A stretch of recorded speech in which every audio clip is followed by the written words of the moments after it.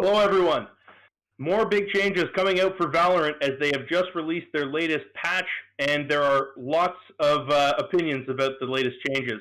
Notably, Valorant or Riot Games has come out and said that Valorant will not have a solo queue like other similar games that they've released in the past, such as League of Legends, which has drawn a lot of ire from the community, saying that this is going to lead to unfair gameplay as teams will be five stacking in order to climb the ranks and basically skew the role so that it's going to be in the favor of people playing in organized teams as opposed to people playing solo.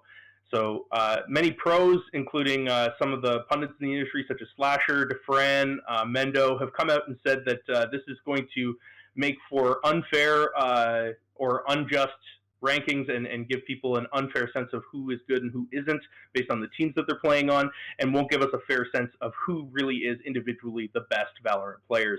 To get to our takes, we've got, as always, Spencer and Beatdown with us. Spencer, you share their sentiment. Why do you feel that this is a bad decision to leave out solo queue? Yeah, I mean, for me, most importantly, it just sort of seems that when you want to create a competitive environment, you want to make it as even and fair as possible.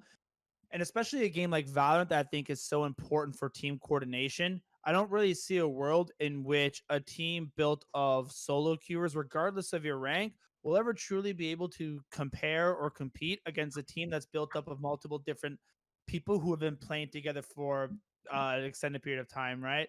So I don't necessarily. I think what the issue is, you're going to find that the meta at the higher ends, especially, is just going to be a bunch of people like 3, 4, 5 stacking, and it's going to be kind of get to a place where like solo queue will no longer really be an option to climb at the higher ranks in Valorant unless there's sort of that option to separate the two. And at the end of the day, I don't really see a lot of pros to this situation. I think nobody ever really wants to go as a solo queue and face a five stack. Whereas I think you at least would want the option to separate the two. So I don't know. I don't see a lot of pros. I kind of only see cons in this situation. Beatdown, what about you? Do you see any pros to this? Is there any way that this actually can work, or do you think this is a bad thing as well? I think there are pros, and you know what, Eric? I want to preface this first saying that I do understand the sentiment of you, Spencer, in the community, saying that no solo queue is a little bit strange. You don't want to end. I'm sure we've all playing Overwatch solo queued into a game against a six stack. It has definitely happened to us at least one time, and it is frustrating. It doesn't feel fair, and realistically, I agree that it isn't. Here's why I think Riot are going to do it differently, though, and one of the key elements is because they're implementing this in the closed beta, which I like.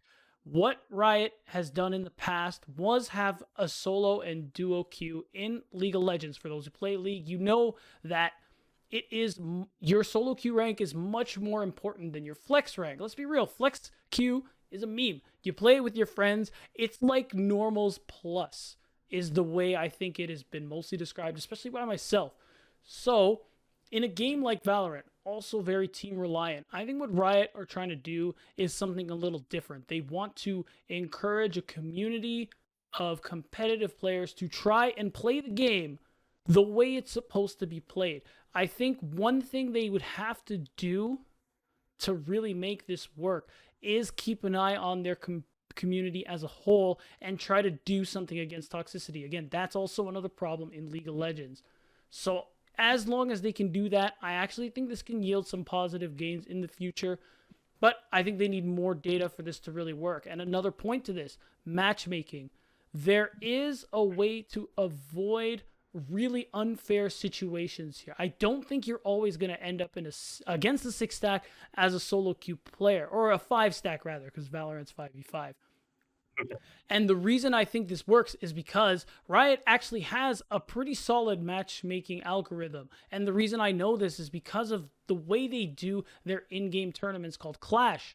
And the way Clash works is that you group up based on your rank, whether it's solo queue or flex, you are put in certain tiers. And even though being just in Diamond, which is somewhat far from the highest rank, you are in the highest tier of play in Clash. And logic normally would dictate you assume that you're going to end up against a bunch of challenger players, master, grandmaster players. That's not actually the case. They've done a really good job at matching you with teams that will actually be within your skill. Like rank for rank, this is solid. You're not going to get clapped by a bunch of grandmasters just because one of your friends is diamond and the rest of you are gold. So I think Riot might be onto something here. It is rather conditional, but I do give this, I'm okay with this. Personally, I think it's just such like a naive sort of perspective that Riot is taking, though. Like, I mean, obviously, I agree. Like, hey, in a perfect world, if nobody is toxic, sure, it can work, but that's just not going to happen. The rationale was sort of built around like trying to build this community that just wants to work together as a team, that just wants to, like, oh, you use a solo queue environment so you can learn to work together, then you can like meet new people and then add those people as friends and group up with them, and it's like that's just not going to happen. You're going It to find people happens. in a solo queue. I mean, sure, sorry, it's not going to happen, I think, as consistently as they want Fair. it to be. You're going to go in a solo queue environment. You're going to play against teams that are like 3, 4 people. Their coordination is going to be better than yours. You're going to get upset. You're going to flame your teammates. We've seen this in Overwatch for the past 3 or 4 years. It's been a big problem in this game. I think people have wanted a solo and group queue in Overwatch for a long time. And I'm really surprised that Riot didn't necessarily take the same action, especially since League of Legends had it. For the most part, I actually think it's been quite successful. I know when a lot of people talked about, and so I want to preface this with, I'm not Mr. League of Legends over here, right? I'm not gonna sit here and talk like I know the community. So if I'm wrong, please let me know.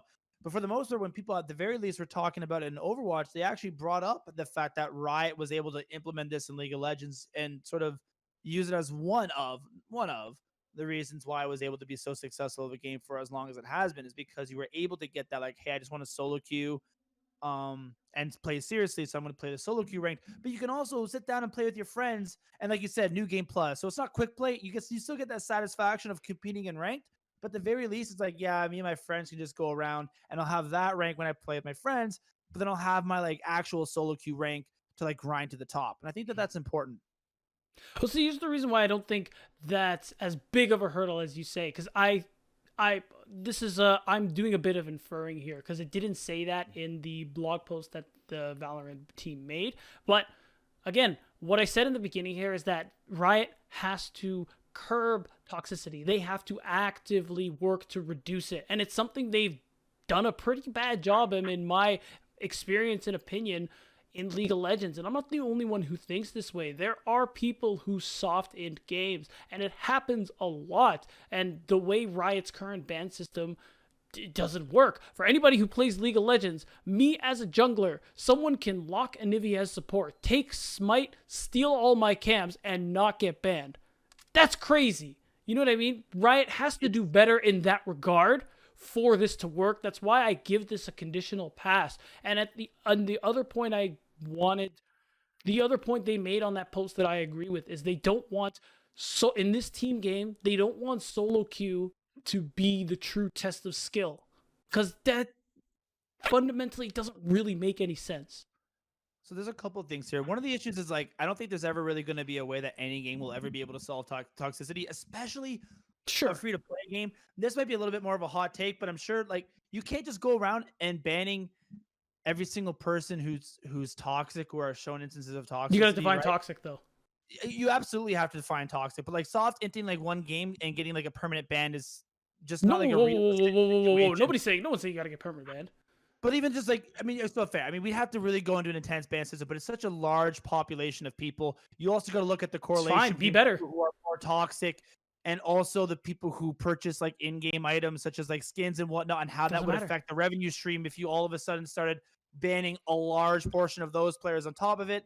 There's that aspect that you have to look at. And then the final point I'm going to make in terms of like trying to create as good of a skill gap as possible is what I don't want to see is sort of, I want to see the best players in Valorant, and I don't just want to see people who are able to climb to the top because they were able to like 5 stack with 4 other really talented players. Not to suggest that those players don't necessarily deserve to be there, but it would be interesting to see who in a solo queue environment is able to reach the top of the leaderboards. I think that would add an interesting dynamic on top of who will be able to reach the top of the leaderboards when they get to play with like their really elite friends as well and work in that team dynamic. Okay, but then my one rebuttal to that is if you, in this system where there is no solo queue, group queue, it's just one big queue, I think it makes it that much more impressive is if you make it to the Valorant rank solo. So then there's I mean, still yeah, but so this the- still you kind of have to so really wait, prove that you did it solo. no, but hold on. You can show people match history. There's ways to do it, and I don't think people are really gonna call you out on it because I personally think that's silly. So the thing is here, Riot, by doing this and because of how we view online games as a whole, I don't think they fully succeed and they want based on what I just said, but it's still, I think, part of the way there. Because at the end of the day, climbing by yourself, avoiding going with groups, that's going to be impressive to people because of how important team coordination is. So I think you still get what you're looking for in this current system. Yeah, fair enough. Yeah, I think it goes without saying, even though they didn't expressly say so in this update, that there's going to be some element that their game matchmaking algorithm is going to, build these ranked games in a way that's not going to, put 5-stack teams against 5 random people, at the same sort of skill level. So it'll be interesting to see how that bears out. I mean, interestingly enough, in Overwatch, we did find, I mean, there's multiple schools of thought of people that think that, duoing or 3-stacking is better than a 6-stack versus solo queuing. It kind of bore out in different ways. It's going to be interesting to see ultimately how Riot implements their matchmaking algorithm, knowing that they're not going to do a solo queue, how they're going to balance that for solo individual players versus 5-stacks playing together. Thanks for watching Meta Mentality. If you enjoyed this video, make sure to like and subscribe and follow us on social media.